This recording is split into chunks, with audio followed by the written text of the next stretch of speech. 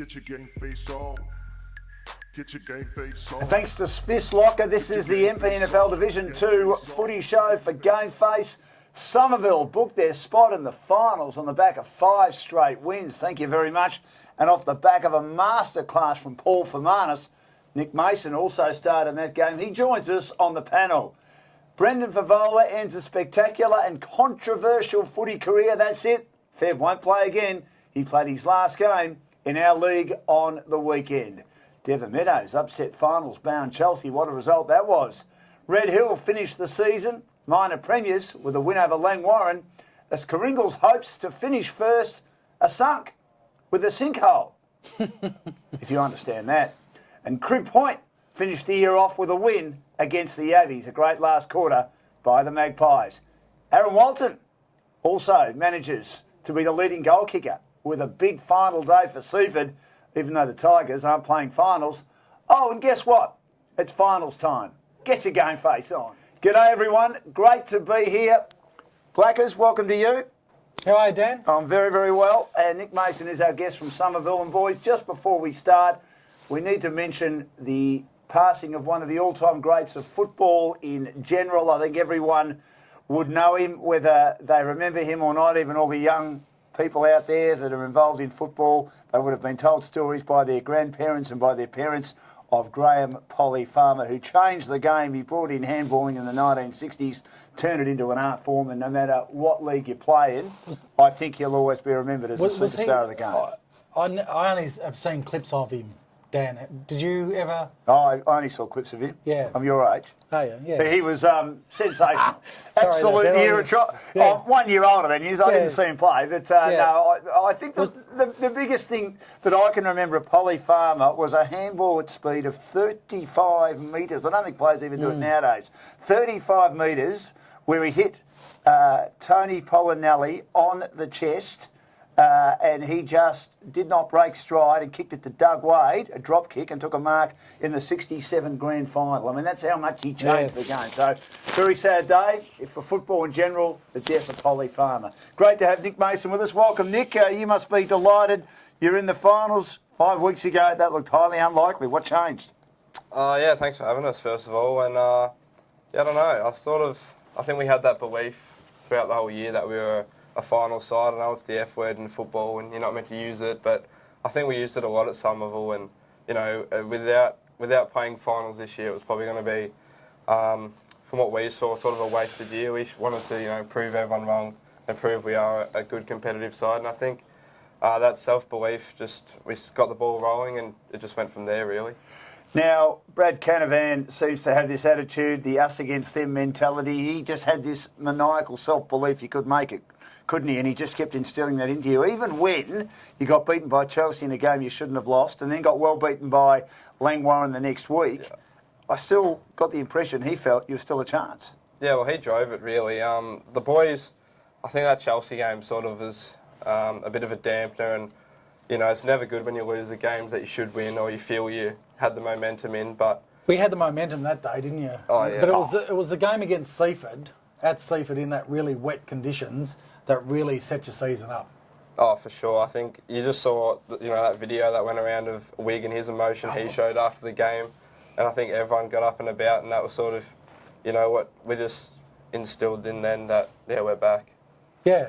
Now, I'm wearing the G-Man T-shirt, which was a big feature of the game on Saturday. Did you have a chat to him on the weekend? I had a chat to him at the end of the game. I was a bit nervous about it. We chatted in the rooms. Everyone was quiet. I wasn't sure we'd get through. Magnificently well spoken.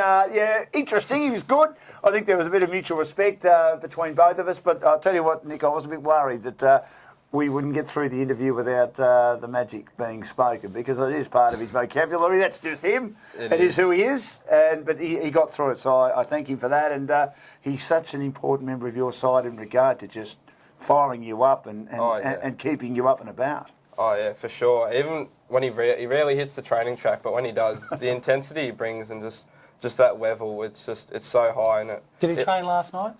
I didn't train last night, so I wouldn't know. I've actually had the flu, so I don't know. I'm assuming he would have got Dan, down. I've been but- crook all week too. Have you? I've been in bed, Why? hot and cold Man flushes, flu? and my eyes have been watering and my nose has been running. And so I booked myself in to see the doctor. Mm-hmm. So I went down and saw the doctor, and he said, Blackers, Tony, You're off. you've got a fever. I said, Doc, what sort of fever? And he said, finals fever. You idiot. You are a dead set lunatic, Blackford. Thank you very much for that. Now, your junior club, Nick, South Mornington, 3 junior flags. Then you went to Summy in under 16s. Why did you go to Summy? Well, the league we're talking about splitting it into a Division 1, Division 2. At South, we had a fair few injuries in the under 15s year. So we ended up finishing outside the 4, and it was going to be top 4 from Frankston, top 4 from the MPJFL, and obviously loving my footy, wanted to play as high as I could. Had a few mates over at Summy, so yeah, made the And that's trip part across. of the main reason why most people play, Dan, is because they want to play with their mates, they want to do. enjoy it. Yeah. And when you're playing with mates and you're enjoying your football, that's when you can start to play some really good footy. Well, some of your close mates are the Haskett brothers. I think Luke is going to return this week. He played in the 2s. I know Brad Canavan was a bit keen on playing him in the seniors, but it had been 8 weeks since he hadn't played because of a broken thumb. Jake came back and did okay. Ben Tennant. And Mitch Mantell out. He's done an ankle. It looked pretty bad. Yeah, I've spoken to him a bit since. He's a bit devo. He just wanted to be there with the boys after the win, but Bit devo. Is that devastated? that is Yeah, devastated, thank you. Dan. So, I don't know, he hasn't got the results back yet, but he said he thinks it could be fractured, so... It's not good No, it's not. because he's such a good lockdown player, and I know he Brad is. was very disappointed when I spoke to him after the game on Saturday night that he was going to be out of the side. But Roberts looks like he'll be back.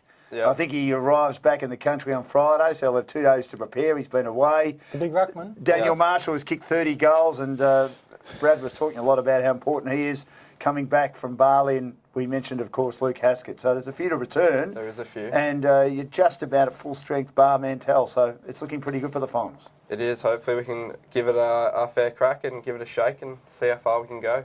Now, you're doing Year 12. How's that going? My daughter's doing Year 12. It's a tough old year, not only for the child or the student, but also for the parents. How are your parents coping with it? Well, they've been through it before with my older sister, but I'm not as much stressed as she is. She was always coming home talking about results and how she went, how she's going to go. I sort of pretty of a casual person, just go about it. But no, it's been all right, you know. It's good. It's the last time you're probably going to see your mates every single day, so I just enjoy it and try and get the most out of it. What subjects are you doing? Biology, PE, psychology. And what will you do maths, next year? English. Will you go and find a job, or will you going to Yeah. uni, or? I'll sort of just look to see what grade I get. If I get a high grade, might put in for uni, then defer it for a year and go work in a trade and Yeah. see if I enjoy it. But if not, the trade option's always there. I've worked a few days with Dad here and there and a few other What does he mates. do?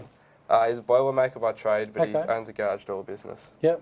There's a few guys who own garage Right. door Yeah, businesses. the fellas from Todd Chelsea. Gardner, Brad Clark. Yeah, the Chelsea I mean, the boys. gap year's the big thing now, Blake. Is it worries Is me it? a bit? I think my daughter's considering a gap year as well, though I think she might go into event management at William Inglis. I went there a couple of weeks ago. It's fascinating college, very creative college. Very good, and of course you do a bit of work at Woolworths as well. Yeah, a bit of part-time work out in produce at Woolworths, but no, it's a nice gig, nice and casual, suits me. Well, good to have Nick with us. Thanks to Petter's Suspension and Brakes. We'll be back with more on the Division 2 Footy Show. Get your game face on. Proudly brought to us by SPT Performance. We look at what Somerville are doing on the Division 2 Footy Show and what they've done. As I said earlier, booking their spot in the finals. They were in 5th going into the match against Hastings. 5th win in a row. Had a good first quarter, Nick, and then Brendan Favola started to get a bit of footy. There was a magnificent passage of play where Luke Hewitt pulled the kick and Fev ran onto it, skidded on his knees, took the mark, kicked 2 goals in a minute just Did he? before half-time. And I know Brad Canavan wasn't too happy, but in the second half, he was superb, led by Paul Fermanus. What a player. Oh, what a player. His second half of the year's been absolutely phenomenal. Big Paulie, but yeah, Fev looked like he was going to turn it there. The goal from a bit of undisciplined play and then, you know, slots one from, you know, And Hewitt's a 45 good out. player too, Dan. He hits. Oh, he's a very good Hits player. a good ball, doesn't he? Like, yeah. And Fermanus, he's had an outstanding year for Somerville Footy Club. And Oh, the one thing that Summy probably want is probably Fermanus to leave because after every time he's left, Dan, what's happened?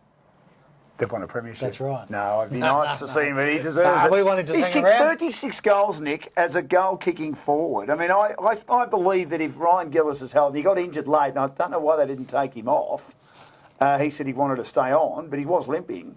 I believe that the drier the conditions get, and I know some of you are a great stoppage side, that they could move Fermanus to full forward and cause all sorts of trouble with that big body he's got. He's a big, strong boy, isn't he? But and Hogenberg's the other one. Yeah, And he probably didn't have his greatest game, and Rowan did say that. But he did kick the goal, I thought, won the game for them, and he just kept at it all day, and that's what he does, Nick, doesn't he? Even when he's having a down day, he's still having a crack. Oh, he's just a workhorse. He just lives and breathes, footy, and just loves putting his best foot And forward for the those club. two can rotate forward, Dan. So you've always got a big bullocking type player in the midfield. Certainly can. I mean, they're looking really good. It was a terrific performance. Now, G-Man pre-game ritual. He had everyone around him. He just loves it. Some are saying he's shy. I couldn't see a shy side to him. I don't know where the shy side is. Anyway, let's have a look at a video of Get Your G-Man On. Get your G-Man on! Nick, as we said earlier, he's an infectious personality, isn't he? Do you worry at times that sometimes he gets a bit too over-aroused about a football match, that he might just get out there with the white line fever and take it a bit too far, or you're always pretty confident that he'll just concentrate on the footy and kick the goals he has to kick? Yeah. Sometimes he likes to push the case. That's for sure. I've had a couple of incidents where he gets up and about, and you sort of have to bring him off, give him a 2-3 minute spell on the bench just to calm him down. But he's just so passionate about the game, and I suppose every side has to have one that just lives and breathes footy, and he's just that driving force amongst our side, and we love him.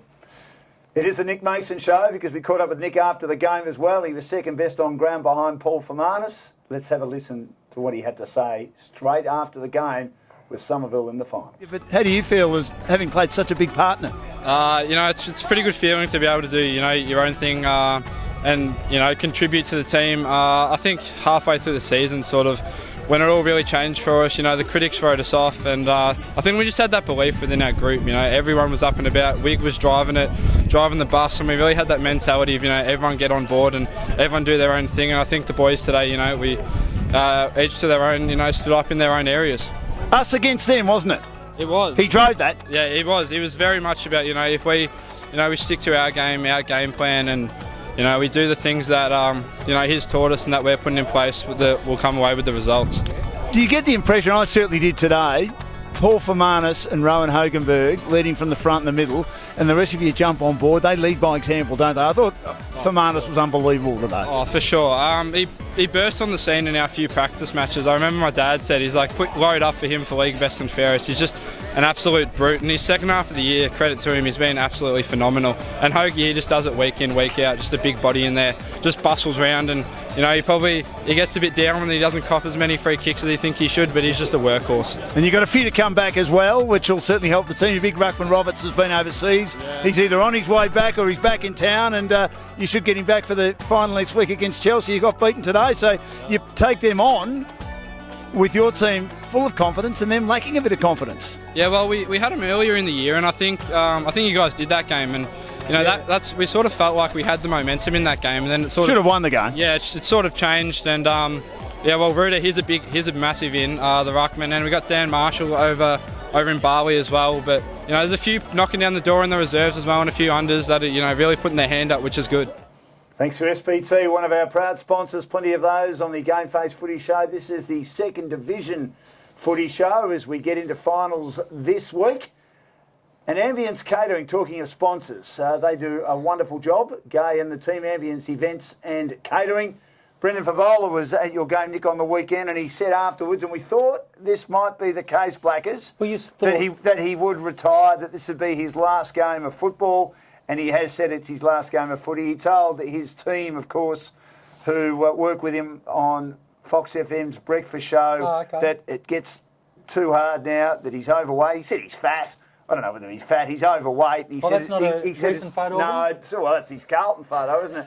And, of course, with the dreadlocks many moons ago, when he was nicknamed Shag, that it's just too hard for him. He's loved his footy, but it's time to move on to the next phase of his life. He's 38. Yeah. He's 38. What was it like playing against him on the weekend? Oh, it's always a good experience playing against someone you grow up watching. I remember playing him early this year. He actually crunched me into tackle, and you know, he's a fair brute, and it's just great to see what it takes to play at the top level. And even though he's old, he's still got it. You can see that goal he kicked in the second quarter, and just, you know, the impact he has on the game. He's been a phenomenal player for a long time.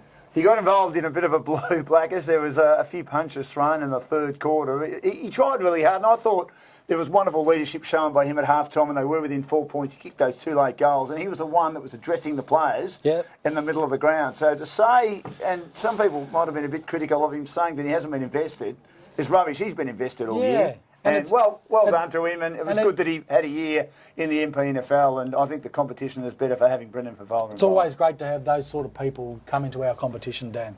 Do you think he'll make a comeback? I'm not sure he will. He said he wouldn't, but you never know, do you? Well, you never know, do you? The occasional game? Maybe, and maybe he might have the occasional game at home for Hastings, but who knows? Just on Hastings, would they be disappointed with their year? Again, missing out in the finals like last year? Yeah, but Dan, inside the club, yes, they would be. I think that they, you know, Todd Elton and Brendan Favola and all that that come to the club, they had a lot of outs. Rogash played the week before, but he knew he wasn't right. He spoke to us at the end of the game and said that it was a real risk to play that second last match. But then I tried to train in the first day and I knew I couldn't. Over the last 2 years, they've lost a lot of players, and I certainly didn't have them in my top 5 at the start of the year, Dan. No, I didn't either. But look, it's been a reasonable year, but they'd be a bit disappointed. Thanks to Garley Trophy Centre, one of the big wins of the year for Devon Meadows. I think Neil Craig's done a pretty good job with his team. And he'd be delighted with what they did at the end of the year. They'd be very disappointed, Chelsea. They led comfortably by 21 points at quarter time. Devon kicked 4 goals to 1 in the second quarter and then 5 goals to 2 in the third to open up a 14-point lead. They only scored 4 behinds, while Chelsea kicked 1-4, got within 8 points, but it wasn't enough. And they'd be really disappointed going into a finals campaign, I reckon, the Seagulls. I think that with Neil Craig coming on board, that's the sort of result that I was looking for earlier on in the year, Dan. And it's taken till the last game to get a big scalp. And has there been a pass mark for them this year? Well, I think that it's probably underachieved from, you know, it's a maybe not, but they're finished near the bottom again. They've used well over 40 players. They've had a lot of injuries, which has been tough for them. We know they've got an issue with their under-19s. Yeah, and probably 2 of them against Pearsdale and Cribb Point, and then 1 against Chelsea. So they would have liked to have had a better year than that, I would have thought, Dan. Joel Hillis, 31 goals for the year. Much to look forward to in this youngster. We know Theodoriadis has been a handy forward as well. I know that's probably not... Well, he hasn't I would love Michael to have come on because I've obviously got his name wrong all year, but I love the way it rolls off the tongue. Theodoriadis, Blackers. Yeah, well, it would be, you know, I don't think he's kicked as many goals as he did last year, Dan. No, he hasn't. He hasn't had the year. He had a much better year last year. That's right. But it's good that they weren't just relying on him, but they've obviously got some work to do. But hopefully Neil Craig stays in that role and they get bigger and better next year. We wanted a Devon guest, but couldn't organise due to everyone recovering from silly Sunday and Mad Monday. I think it's a little bit SOFT. It has been 2 days. I would have thought they would have recovered, unless they've had 2 absolutely unbelievable days. Do you think you guys will, Mick, whenever your season ends, which I hope won't be for a while? Hopefully it's not for a while, but I think down at Summy it might go off for a couple of days. Particularly if you go deep into the finals. Now, Red Hill finished as the minor premiers with a win over the Red Hot, or previously Red Hot Langwarrin. They were goalless in the first half on the weekend, Blackers. You weren't there. Yeah, because you weren't there, Blackers. You were at the Berwick 20-year anniversary from premiership anniversary from 1999. Yeah, and it was a terrific day, Dan. So, unfortunately there was only 1 goal scored in the first half between the 2 sides. That's right. It was a very, very tough game because Coringal, their hopes to finish at the top of the table, they were sunk due to a sinkhole. Couldn't believe it when we heard this. Yeah. Glenn Carter, our boss, was at that game and he rang and said that game's been called off, and then we worked out that it would be 2 points each, and that was going to throw the cat among the pigeons, particularly if Langwarrin got over the line. It made it tough for Coringal. It also meant that Mark Holt couldn't add to his goal kicking, and Aaron Walton swamped him to win the goal kicking from Seaford. But let's have a look at the video of what was happening at that game with the sinkhole, which I've never seen before in a game of footy. That's terrible. Pop it. Well, that's what,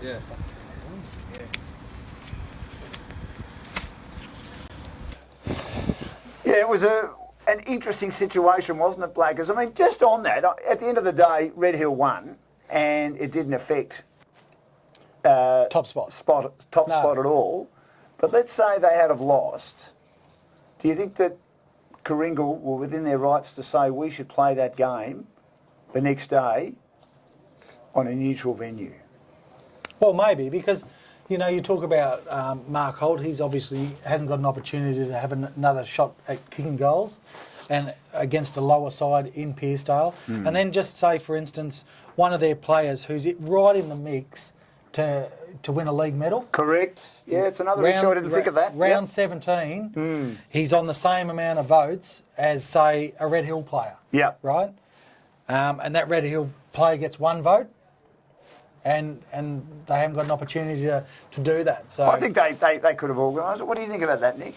If it was your team that was in a position to finish on top and the result went their way, but they couldn't finish on top because they only got 2 points out of it, how would you feel about playing the next day if the league was able to hastily arrange for them to play at a neutral venue? Obviously, they couldn't play at Pearcedale because of their sinkhole, and they go and play somewhere else. But it's a hard one, Dan. It really is, because it's in the spur of the moment, and a decision had to be made and all that sort of stuff. And Coringal, no disrespect to Pearcedale, Coringal would have won easily on the weekend. Yes, they would have. That's right. Would have been a big percentage That's booster right. for them. And Holt would have maybe kicked 3 or 4. Well, and that's enough to... Anyway, we'll see what happens, whether it affects the best and fairest. You make a very good point there, Blakers. Now, this was a low-scoring contest between Langwarrin and Red Hill, and I think Red Hill will be happy that they found a way against a good team. They didn't score many goals themselves, but they restricted Langwarrin. To 2 goals. And obviously you weren't there, Blakers, but what has been the feeling from Langwarrin, from Josh Baird, and also the rest of the crew down there? Red Hill were a lot cleaner. Yeah. And more efficient when they went forward. And it was played between the arcs, my understanding is. And when they played up at Red Hill earlier in the year, it was 7 or 8 goals to 2 goals again. So Langwarrin's been able to keep Red Hill to a winnable... But they can't score themselves. They can't score themselves. That's the thing. So it's a credit to the Red Hill defence and their midfield, who push back and help in defence down there. So the Mole brothers are outstanding, in strong form, leading into the finals, wanting redemption for last year. They have. They've been brilliant. Yeah. Haven't they, the two boys? And so who's the favourite for the flag, Blackers? Red Hill. Red Hill are now? Oh, been all year, Dan. Who's the best team you guys have played, Nick? Red Hill. Langwarrin game, they pantsed us in that third quarter, and they really showed... Kicked 8 goals in that third quarter. Yeah, they really showed us, you know, how to move the footy in that quarter. But the Red Hill game, they just kept control of the footy, and they just hit those low passes and 45s, and they just worked us over that day. They really, in that last... did you only play them once?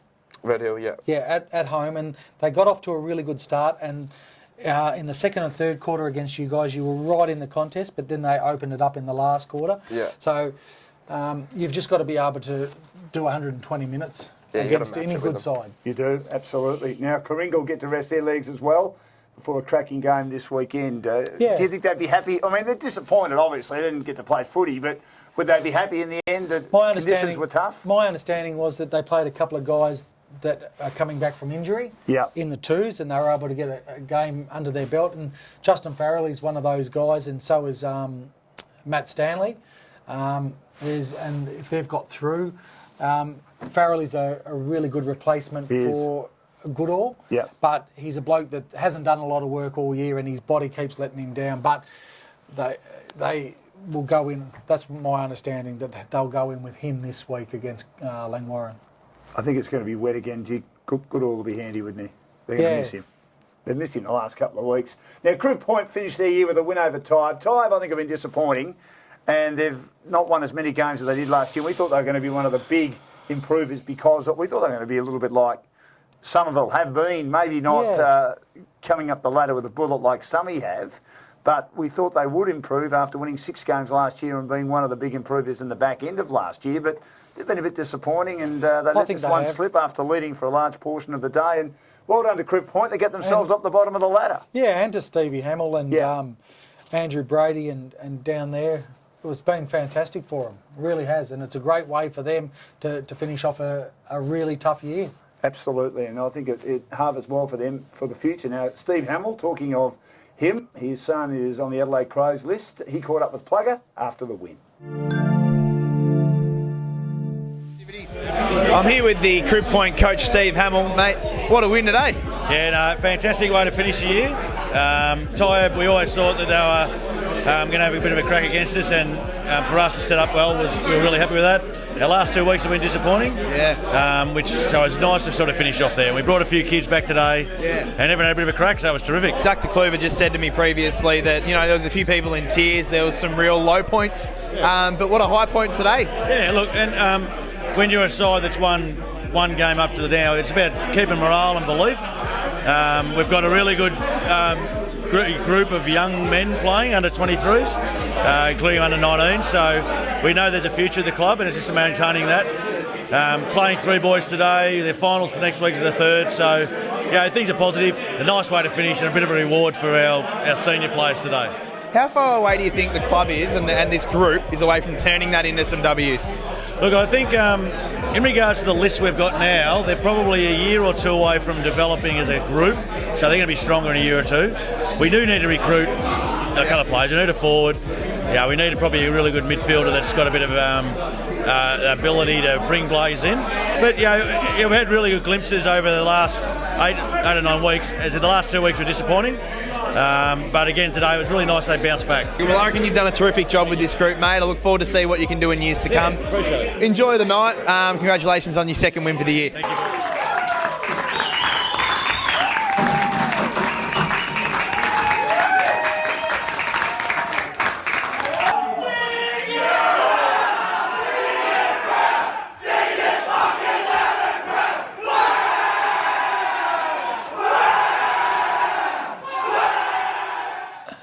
And talking of Steve Hamill, great interview too. Well done, Plugger. He's joining us for the big show this week, Live and Loose with Paddy and the Goose, which is going gangbusters for Gameface at the moment. Huge interest on that show on a Saturday morning with, of course, Paul Wilson and 2 of the big coaches in the Mpnfl, Paddy Swain from Pines and Simon Goosey from Mornington. Thanks to the Franks and RSL, the goal kicking, and Aaron Walton has won the goal kicking. He stormed home.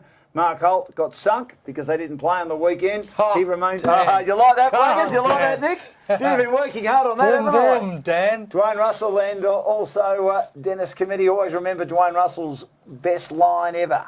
Before I get into the goal kicking, the Bulldogs were getting pumped in the 98 prelim. Absolutely annihilated. And in the 3rd quarter, Dwayne Russell said, the runner's gone out. Terry Wallace has sent the runner out, and he said to Liberatore, in the words of Mick Jagger, "Hey you, get off of McLeod." One of the great songs from the Rolling Stones. I can see the rest of the boys not laughing because they don't know the song. That's why I'm old. Thank you very much. Aaron Walton, 7 goals, 65. What a way to end the season. And I think you were telling me, Blackers, that they obviously knew that Mark Holt wasn't playing, that they were just giving the ball to him whenever they could, and he was able to kick the goals to win the goal kicking. Well done to him. Yeah, well done to Walton. He's had a really good year, and but they'll be disappointed as a club, Dan. They've come down from 1st Division. Yeah. They've been a really strong club in that division, and they've come down and they haven't even made the finals. Yeah, the loss to Hastings was a shocker. There was another loss to Hastings early in the year, which was disappointing. And to Somerville. Yes, that's right. But, so they've lost. I mean, Somerville, good side. They're in the finals, so they've done very well. But yeah, they'd be disappointed. They've got a lot of work to do. They had a few injuries in the back end of the year, which didn't help their cause. But Aaron Walton, 7 goals, 65. Mark Holt finished on 63, but he's got finals to play. Ryan Gillis also finals to play. A great season, 17 in the last 4 weeks, 54 goals. Curtis Bywater, he got past 50 again at one stage. You could have had as much money as you wanted on him getting near 50 goals, and he did with the big second half of the year, but they need him to play well in the finals on the weekend. Jonathan Ross, 1 goal to be on 50. They've got the week off, and Red Hill teammate Harry Larwell, who hasn't kicked a lot of goals in the second half of the year, playing more up the ground, 2 goals to finish on 36. Now the qualifying final, as we look at the tips, thanks to Swiss Locker. That match being played at Somerville on Saturday, and as a club, Nick, collectively must be delighted to be hosting a lot of finals, and this indicates what a good ground you've got down there. First time I've actually been down there, and I love the setup. I love the almost amphitheatre of the ground, then going into the rooms afterwards. And the little grandstand. It's a great facility, isn't it? Oh, it is. It gets draws a fair crowd down on that, that commentary box side, as you would have called it. Yes. I did. It's very good, and you know the club's pumped to get some home finals, and Especially on that members wing where the club rooms are, they come around to the grandstand, and it's really close to the boundary line, and they get packed there, you know. So it's really good when the game's in close down there. And the crowd was getting fired up, particularly when Fermanus, because he and Hogenberg kicked those goals in the last quarter on the commentary side, right in front of us, on the grandstand side, and the crowd was 3 or 4, even 5 deep. They were really excited. So it should be a good game, this England-Langwarrin. Both are well supported. Langwarrin beat them a couple of weeks ago, Blackers. Will you be there on the boundary? You've been asked to be involved this week? Joshy's asked you? No, because Joshy and Blake are both not playing, so... Blake's not playing? No, Blake hasn't played for 8-10 weeks. Right. Dan, so... Yeah. Body not great? His body's not great, but he'd be the only one that's not available. So as a collective group, they're at full strength. How do they win? Oh, I think that they've just got to go in with the same attitude that they've been doing over the last 6 weeks, Dan, is playing really positive football, believing in each other and matching up really well against Coringle. And Brendan Dunn, he'll do his homework. Yeah, he's a good coach. He's a very good, astute coach, and he'll get his matchups the way he wants them. But who gets Holt? Cuthbert. Right. He'll get him again, you would think, Dan, and it all depends on how the supply goes. I would think that Stanley would come in. They would roll the dice on Stanley. I'm not too sure about Robinson. He hasn't played for a while either, Farrelly. So the one thing is that when you come into a big game like this, Dan, is that it's all good to bring in name players that are proven players, but if you bring them in and they're underdone, they might not get the job done. No, that's exactly right. Should be an interesting game. What do you think, Nick? Who's going to win? I'll go Wangi.